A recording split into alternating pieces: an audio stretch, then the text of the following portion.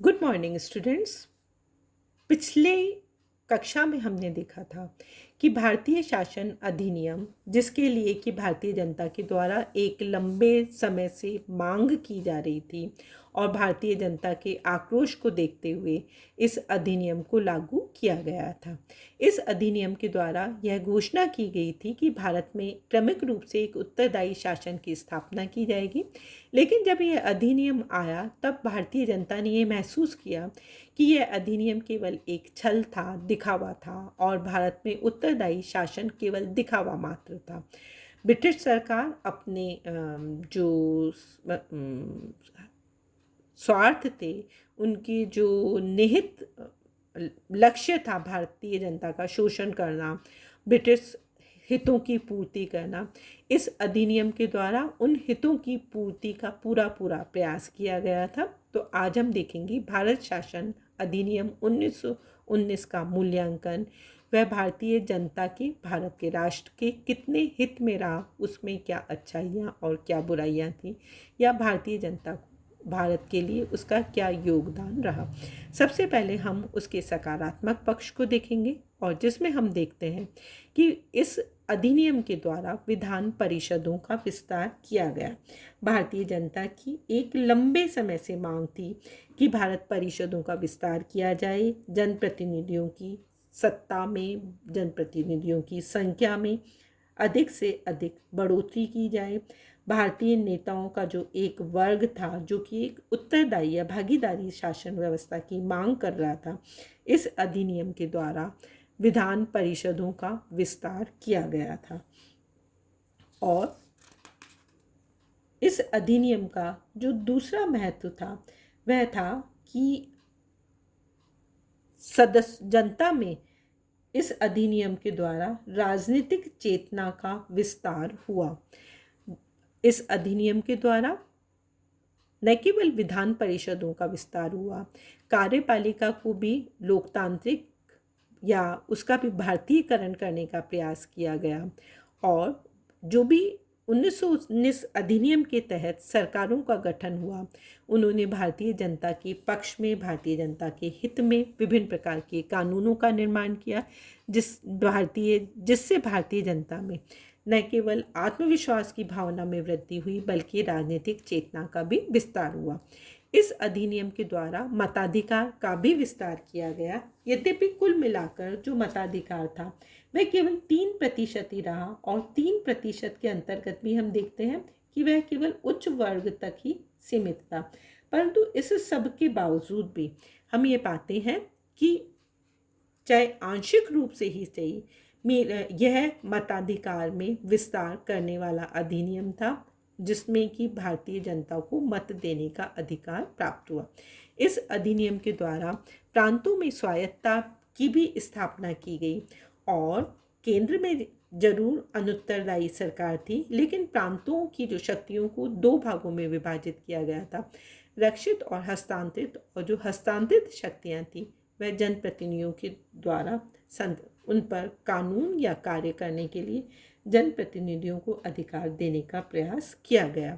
इस अधिनियम के द्वारा उत्तरदायी शासन का शुभारंभ हुआ।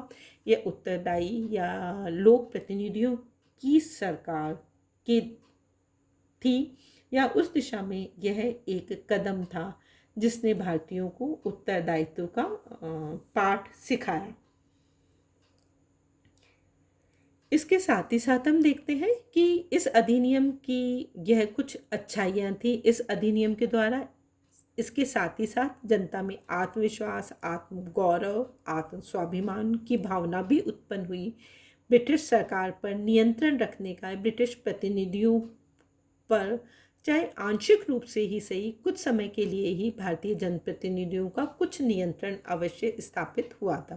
परंतु इसके साथ ही साथ में इस अधिनियम के नकारात्मक पहलू अधिक हैं, क्योंकि भारतीय जनता एक लंबे समय से एक उत्तरदायी सरकार की कल्पना कर रही थी, मांग कर रही थी, उसके लिए प्रयास कर रही थी। लेकिन इस अधिनियम के द्वारा केंद्र में पूर्ण रूप से अनुत्तरदायी शासन व्यवस्था ही स्थापित हुई थी। पहले की तरह ही जो गवर्नर जनरल तथा उसकी कार्यकारिणी परिषद के पास व्यापक शक्तियां थीं। परिषद के बहुमत के निर्णयों को की भी उपेक्षा की जाती थी। गवर्नर जनरल का लक्ष्य केवल ब्रिटिश सरकार के हितों की रक्षा करने मात्र ही था। इसके साथ ही साथ हम देखते हैं कि अधिनियम के द्वारा विधानमंडल में मनोनीत सदस्यों का वर्चस्व स्थापित कर दिया गया था। विधानमंडल में यह सही है कि अधिनियम के द्वारा भारतीयों की सदस्य संख्या में वृद्धि की गई थी, परंतु जो मनोनीत सदस्य थे, जो कि ब्रिटिश सरकार के अधिकारों की रक्षा करने वाले थे, वे सामंतवादी सदस्य जो अपने आप को ब्रिटिश या आधा अंग्रेज मानते थे, उनकी शैली, उनकी कार्यशैली, उनके हित ब्रिटिश सरकार से संबंधित थे। इस सदन में उन्हीं का बहुमत था। केवल इतना ही नहीं, जो गवर्नर जनरल की शक्तियां थी वह पूर्ववत व्यापक थी। गवर्नर जनरल संपूर्ण सरकार पर अपना नियंत्रण रखने में अभी भी पूर्ण रूप से सक्षम था, जिसके कारण कि जो आंशिक उत्तरदायी सरकार थी वह लगभग महत्वहीन हो गई थी। इस अधिनियम के द्वारा गृह सरकार तथा भारत मंत्री पहले की समान ही निरंकुश थे। भारतीय जनता लंबे समय से गृह सरकार की निरंकुशता या भारत मंत्री की निरंकुशता से अत्यधिक हताश, परेशान थी। अधिनियम के द्वारा यह संभावना व्यक्त की गई थी या यह झूठा दिखावा दिया गया था कि इनकी शक्तियों को धीरे धीरे कम कर दिया जाएगा, परंतु वास्तविकता यह है कि गृह सरकार तथा भारत मंत्री पहले की तरह ही निरंकुश थे। अधिनियम के द्वारा मताधिकार का अधिकार तो प्रदान किया गया, लेकिन वह अत्यधिक सीमित था, बहुत कम, और वह भी केवल जो उच्च वर्ग थे, जो कि ब्रिटिश सरकार के हितों के रक्षक लोग थे, उन्हें ही मताधिकार देने का अधिकार प्रदान किया गया था। ऐसी स्थिति में जो विधानमंडल थे उन्हें भारतीय जनता का प्रतिनिधि कहना या अधिनियम के द्वारा एक उत्तरदायी सरकार की स्थापना की जो घोषणा की जा रही थी वह केवल दिखावा मात्र बनकर रह गई थी। अधिनियम के द्वारा सांप्रदायिक प्रतिनिधित्व को समाप्त करना तो दूर, बल्कि उसका और अधिक विस्तार कर दिया था, जो कि भारत में पृथकतावाद को बढ़ावा देने वाला था, देश की एकता, देश की शक्ति, देश के राष्ट्रवाद का विघटन करने वाला था। अधिनियम के द्वारा न केवल सांप्रदायिकता को विस्तार प्रदान किया गया, गवर्नर को, केंद्र में गवर्नर जनरल को और राज्यों में गवर्नरों को भी व्यापक अधिकार प्रदान किए गए थे। जो रक्षित शक्तियां थी उस पे तो उनके अधिकार थे ही, हस्तांतरित विषयों में भी उनका पर्याप्त हस्तक्षेप था। उसकी जो वित्तीय शक्ति थी वह पहले की समान ही निरंकुश थी। अतः प्रांतों में जो प्रांतीय जो स्वशासन की कल्पना या उसके जो सपने दिखाए थे उसे भी गवर्नर के व्यापक अधिकारों ने समाप्त कर दिया था।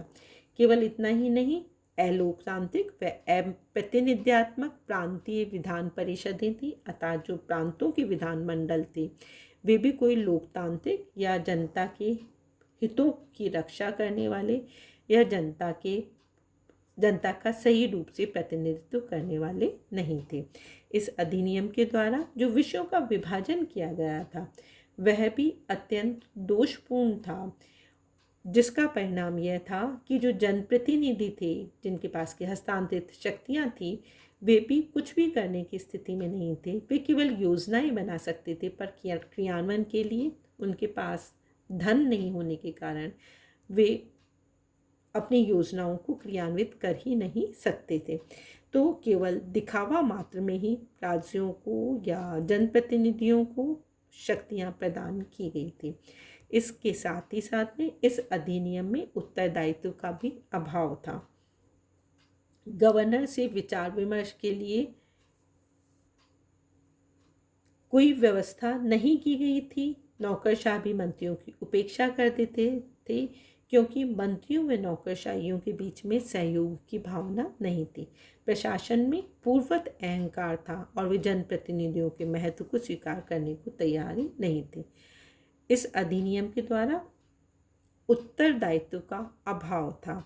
जो शक्तियों का विभाजन किया गया था उसके कारण जनप्रतिनिधियों पर ब्रिटिश सरकार या ब्रिटिश प्रतिनिधियों का व्यापक नियंत्रण था जनता या जनप्रतिनिधि चाहकर भी जनहित में कोई कार्य नहीं कर सकते थे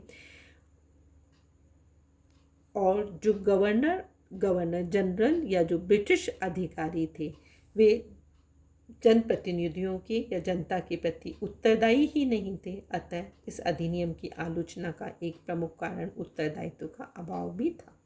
इस सब के साथ ही साथ हम देखते हैं कि यह अधिनियम एक दोषपूर्ण व्यवस्था को स्थापित करता था, जिसमें प्रांतों में दो तरह की सरकारें थीं। एक तो ब्रिटिश और दूसरा भारतीयों का प्रतिनिधि।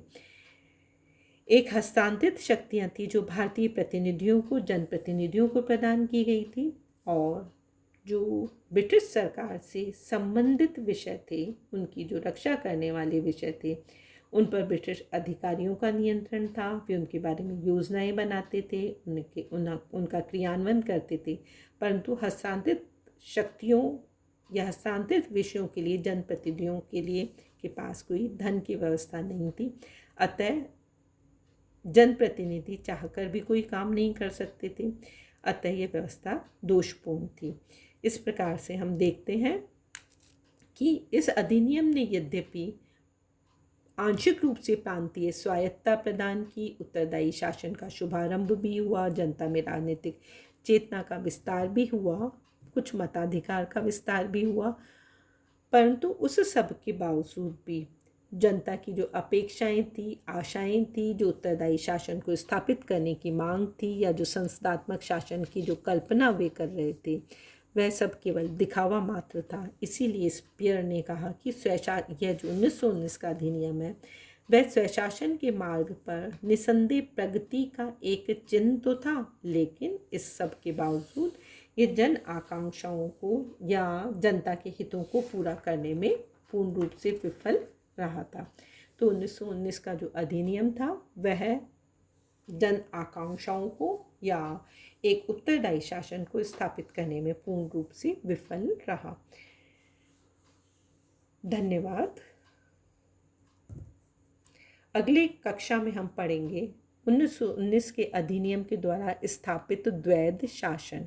जैसा कि इसमें हमने देखा है कि प्रांतों में जो प्रांतीय स्वशासन स्थापित किया गया था, उसके आधार पर द्वैध शासन की स्थापना हुई, यद्यपि द्वैध शासन पूर्ण रूप से विफल रहा। तो अगली कक्षा में हम 1919 के अधिनियम के द्वारा स्थापित दोहरी शासन व्यवस्था का अध्ययन करेंगे। धन्यवाद।